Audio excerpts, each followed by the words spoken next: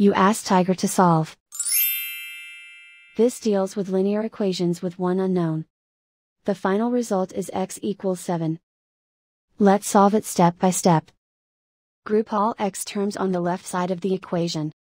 Subtract 2x from both sides. Group like terms. Simplify the arithmetic. Group like terms.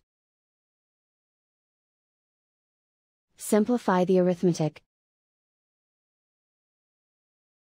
Group all constants on the right side of the equation.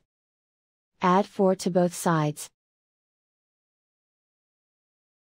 Simplify the arithmetic.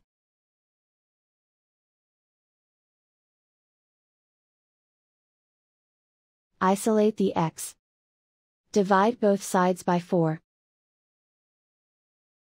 Simplify the fraction.